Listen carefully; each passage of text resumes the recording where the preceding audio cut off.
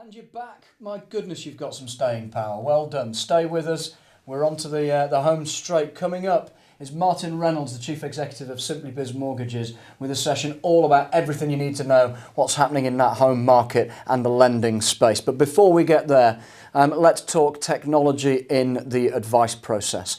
And the reason for this being, every time we speak to advisors, every survey we make, every time I have a chat with the owner of a financial advisory business, what do you hear?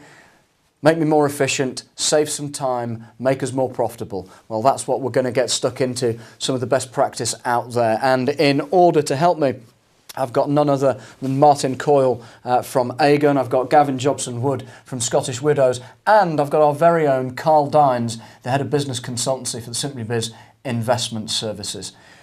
Karl, if you can start us off.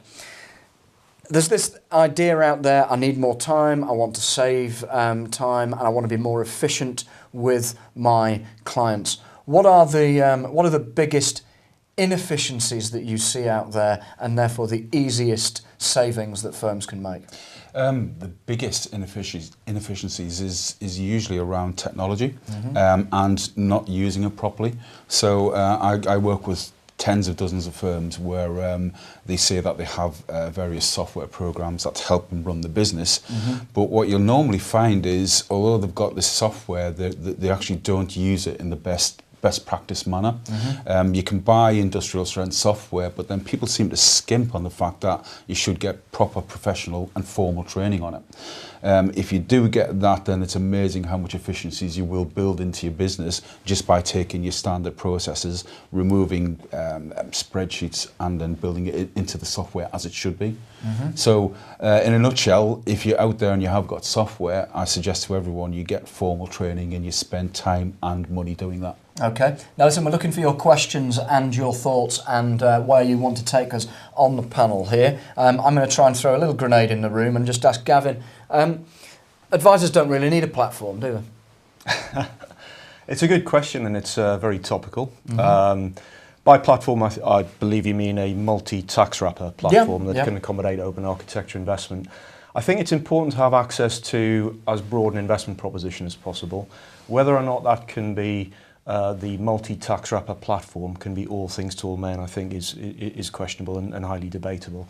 We've seen an evolution of advisors adopting a platform, thinking it perhaps would be the panacea. Some have persisted with that, possibly going forward in a restricted advice basis in terms of product proposition.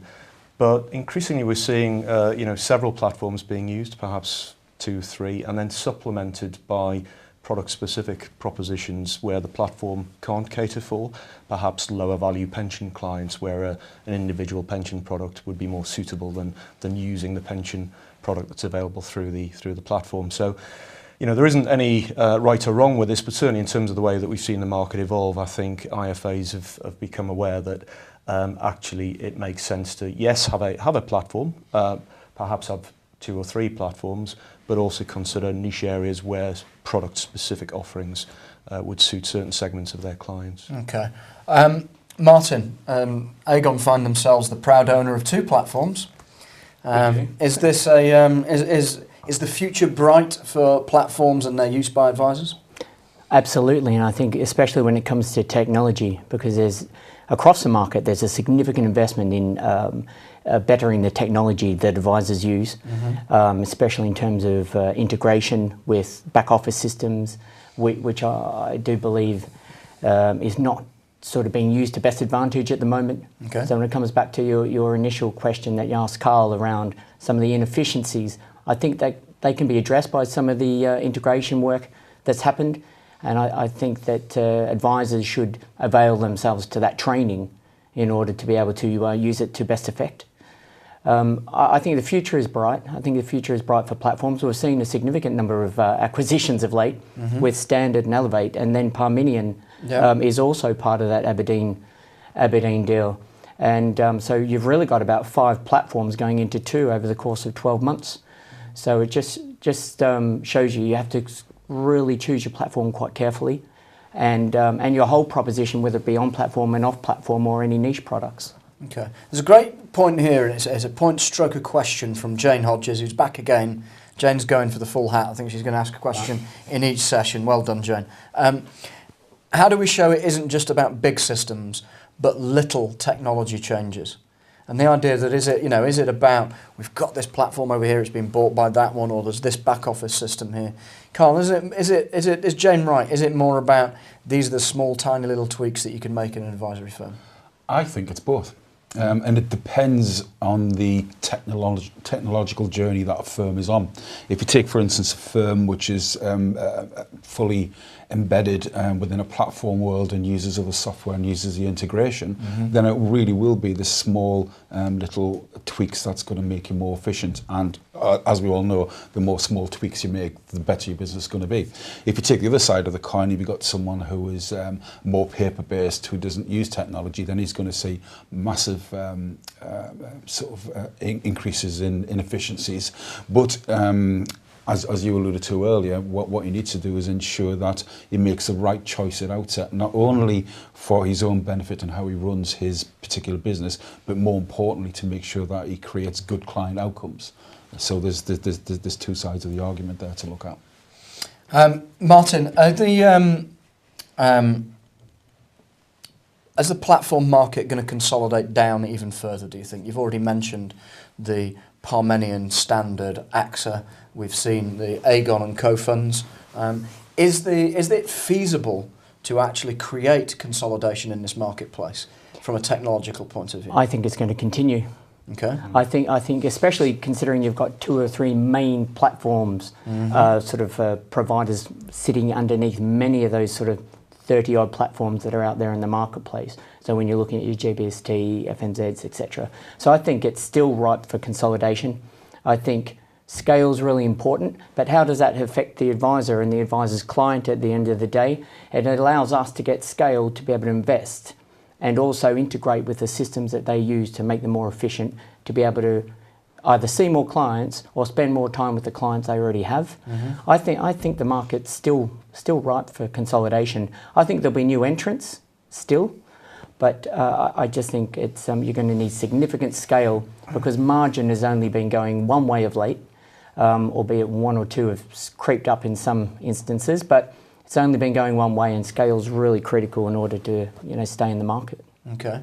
And even though the underlying suppliers may be running different variations of those systems, you feel that there is a scale to be benefited from pulling different platforms together? Yeah, absolutely. I think it depends how you do it, and there's a big debate in the marketplace around what is re-platforming, what is platform migration, how do you pick one up on a different system, put it forward, and how do we integrate Aegon and CoFunds, given that they've got 2 different underlying systems? And part of that's about making sure that you try not to disrupt business at all in doing, making that migration. So, I think we're going to show it's possible.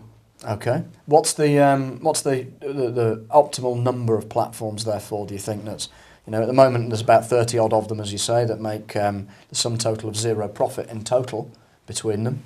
There are winners and losers, and it works out about even. I suppose I'll pose a question to Martin, because the Aussie experience that we hear of quite a lot is 3 to 4. Yeah. How it evolved, because they're ahead of the curve to the UK in terms of the adoption of platforms across financial advisory businesses. And again, as we're seeing in the UK, not least because of the economics of profitability and the scale that you require to make it a profitable proposition, we're seeing the same phenomenon, aren't we? And was it 3 to 4? Yeah, I think the difference in the Australian market was the fact that the banks came into the market, and in the UK, the banks got out of the market. So it was a very, very, very different approach there. You're right, 3 or 4 major platforms, but that was because the 3 or 4 major banks in Australia all bought life companies who had started platforms and some fund managers as well, and went down that particular path. So I think we'll have a broader market, and you're starting to see platforms have sort of operate in some niche areas as well. So I think we're still ripe for consolidation. I think there's going to be a lot more than 4 platforms, mainly perhaps 4 major platforms though, ones with big scale. What do you think that means for the due diligence and supplier selection process, Karl? What we're talking about here is who runs a supply chain within an IFA firm. If you have recently picked up on Thematic Review 16.1, for instance, what we're talking about there is ensuring that platform due diligence is done by a firm. But that harks back to two particular fact sheets, which is fact sheet 11 and fact sheet 12, which were talking about whether or not you should have one platform for all of your clients, or whether or not you should have 1, 2, or even 3 platforms. At the end of the day, you need to have strong, focused, documented due diligence on the platforms you're going to use, and it has to be demonstrably seen that these are for the benefits of your clients. Now, the FCA basically says, you know, if you have a set of clients and every single client is with the same group, then obviously you're probably going to choose one platform. But in reality, this is you're going to have different sectors of clients with different needs. And because you are providing for good client outcomes, therefore you're probably going to have 2, 3 or 4 platforms, but you need to make sure that you've done enough documented work to ensure that they're correct. Do IFAs do enough? I think the whole industry could probably do better than we do with regards to documenting due diligence processes. Not only that, but also investment propositions and how we charge as well. So that's interesting, how we charge as well. So, Gavin, let me give you this scenario. Okay. The advisory business pays for its own back office system in some way, shape or form. Yep. It pays for its own front office system that's maybe doing risk profiling, asset allocation, etc. Sure. And the client doesn't receive a cost for those individual elements. No visible cost. Why should the client pay for the platform? Why? It's a very good question. It depends. Again, it goes back to customer outcome and what's being achieved. It does clearly have to be demonstrated by the advisor, not just the selection of the platform, but the rationale for using the platform for that segment of the client and the specific client's requirements is evidenced. And the cost that they are paying that's inherent within the choice of platform is one that's validated by the potential benefit to customer outcome. So it does really fall upon the IFA, as Karl was saying, to carry out both our due diligence, but make sure that it's fully documented as to why they've gone down a particular route and the implication to the client's cost. Because it may be that, you know, in many instances, again, going back to the point that you asked me at the beginning, if they're not using a single platform and have an off-platform solution for specific client needs, for example, a pension, it may be that the pension product is far cheaper with the same investment proposition, just a cheaper product, to use old-fashioned language, rather than the multi-tax wrapper platform. And they're not actually, you know, the client isn't really getting value for money for paying those higher charges. You see a time when the advisor pays for a platform as part of their own supply chain, and that's not a distinct cost to a consumer? I've grappled with that because I think I could see it, but when it boils down to it, the amount of investment that would be required from the advisor and their customers in order to be able to invest in that platform to maintain regulatory changes and technology updates, etc., would be so considerable that I think the prices would likely go up rather than down. And I don't think that would be very palatable. Okay. Interesting. So you know, we are live, so I'm just getting this news straight through. Apparently there is going to be a second Scottish independence referendum. It's a shame we're not in the midst of the market update when that one came through. Gents, I'm not so sure as it's got much of an impact on the technology session, unless it depends on where your technology company is based. I was just saying that. There's a great question here from Jane Hodges. Who says, sorry, there's no need to apologise, Jane, you've been very good all day, but platforms are a minor part of the technology questions for advisors. Is anyone going to pull together best of breed everything? Know your client, risk shortfall, no cost tax wrappers, paperless processes, managed portfolios, electronic trading and customer portal to make it easy for us small IFAs? That's the exam question. Yeah, well, it's a very good question, Jane, another one. I guess the solution that, if I may say, SimplyBiz have purveyed is that SimplyBiz Investment Solutions. That's a good example of what Jane is, the question that she's posing, which is Not necessarily an all singing, all dancing platform, but looking together to piece together best of breed elements and software that's available in the market from independent suppliers for that advice process, both client advice process, attitude to risk assessment, product selection, investment selection, and ongoing back office functionality. So I think something like SimplyBiz Investment Services, advisors, they can make their own mind up with their own due diligence whether or not it is best of breed. From my perspective, I think, given that SimplyBiz have carried out their own due diligence process, I think it's as near as it gets to that proposition. I've got comment. Yeah, I agree with that entirely. There's a point to make here is that if we had a dozen advisors in the room and asked them which risk profile tool they prefer to use, which back office system they use, and a whole raft of other processes, we could have 8 to 12 different answers. Yeah. And then we have to look at, well, where do we spend the money? Do we spend it with IntelliFlow? Do we spend it with Iris? Do we spend it with DT? Do we spend it with et cetera, et cetera? And when it comes to risk profiling, it's one that we look at and think, well, is it better to plug and play? Do you have it as standalone and make sure it talks to the other particular one? Or do you actually build it within? And when it comes to risk profiling, we think integrating rather than building within is the way forward. The other challenge that we have is where we build integration in IntelliFlow and some of the other large back office services are classic examples where we think we build it and they will come, and that advisors have demanded it, integration, two-way integration, and that they're all going to use it. And if I take one of those back office systems, utilising that and having the training within the business to make sure that everyone's got their head around it, it can halve the time it takes to actually transact business. But the take-up is quite low. And we're looking at the reasons why is the take-up low when we've provided some of those efficiencies, invested heavily in them, but they haven't taken advantage of them. I think it's a very valid point talking about the integration between the different pieces of software, especially when the software is independent of any influences out there. But I think we just need to take one step back and go, okay, then we know we've got all these great systems, but let's look at the advice process. Let's look at what an IFA does from first engaging with the client to the client coming on board and becoming a part of the ongoing reviews. And everything in between them two and how you get from here to here should obviously work as fast and as quickly as possible, and these should all talk to each other and they should all be independent. And it's this idea of getting them to work and to talk faster, I think is crucial.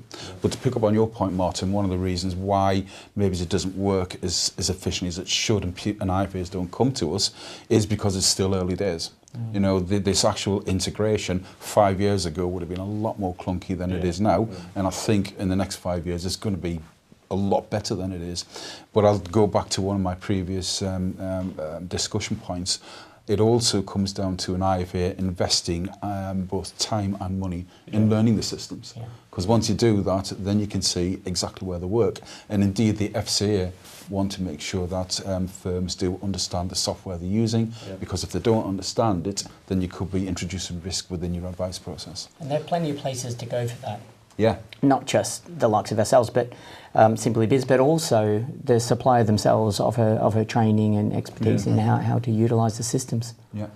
Janice Russell wants to take us back to the platform debate we had a minute ago, but quite a specific question. It's a good one. In terms of a cost, why is a platform charge percentage based when the platform provider is not paid to manage the fund? It's providing an administration service. She's got a good point, hasn't she, Martin? If an advisor puts £100,000 onto a platform, it costs the same amount of money to manage that 100,000 as it does to manage it if it's grown to 110. Yeah, I think there's the more money that you manage for a client, the greater the risk. Should there be any error or anything of that nature, then you're on the hook for it. I also think that if I look at us, for example, you've got capped fees coming in now. And that's really changing the way advisors look at a platform where they see, right, you're paying no more pounds, for anything over £250,000. So there is a point to which, we don't need to charge more. So I think, I know Alliance Trust went down that path as well, where they've got pounds charges. However, I think they've started to change their pricing as well. It's a fair shout on a personal pension as well, though, isn't it? Yeah, no, it is a fair shout. But I think you have to look at it holistically in terms of the total cost and the life journey of the client. What I mean by that is typically you might see with a SIP arrangement within the pension market a monetary charge, irrespective of the assets that are under administration, but then there is a lengthy menu of charges, if I can use the metaphor, the Ryanair approach. I hope that isn't inappropriate.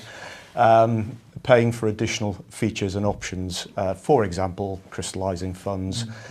In order to release tax-free cash, there'll be a charge. So, you know, the percentage versus monetary value debate, I think, has to be considered in the holistic sense in terms of what is the client's requirement. If they're going to be an accumulation client only and not require any of those features, then yeah, fair enough. You know, that flat monetary cost, as long as it remains flat, because you don't know what's going to happen in terms of future reviews of that charge, of course. You need to have some confidence about that. Then that's fair enough. But in terms of, you know, perhaps more complex affairs and requirement to access the fund, valuations, whatever it might be, what's available within that charge versus the alternative. And ultimately it comes down to how the IFA also has his charging structure. And if you look at if you look at sort of the recent electronic press, there's been a few articles in there about the fact that fixed fees or charging per hour is the way that people should go. And then there's another camp which says, no, everyone should be going down the route of percentages.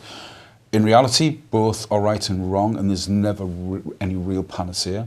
And the most interesting thing about the articles is not the article themselves, but the conversations that happen between members afterwards, and the toing and froing between IFAs who are always embroiled in this. And then there's the pro camp and the not so pro camp on this sort of thing. So I don't think there is an ideal charging structure out there at the moment, but it needs to come down to you know, good outcomes for the clients, as you mentioned earlier. We're starting to see some demand for a tiering of advisor charge in line with perhaps the platform, so there can be a level of consistency around the charging to the client. So that's something that I think will start to take shape over the next couple of years. Yeah, there's a question coming specifically to finish us off from Guy Skinner. Thank you, Guy. It's a question directly to Karl. Karl, I promise I haven't planted this question. It strikes me as a member of SimplyBiz there must be several others that would buy into the time and of administration hub which SimplyBiz could provide. I believe many of us will use Dynamic Planner, Intelligent Office, Synaptics. Surely this centralisation of best practice would drive the biggest efficiency across the membership as a whole. Beautiful. I mean, we've been banging the drum about this for a good couple of years, and the message is getting across to our members. That's exactly what we're doing. We're there to help and support member firms in whichever way that they want to support, because at the crux of the matter is our member firms are directly authorised, and we're there to support them with independent tools.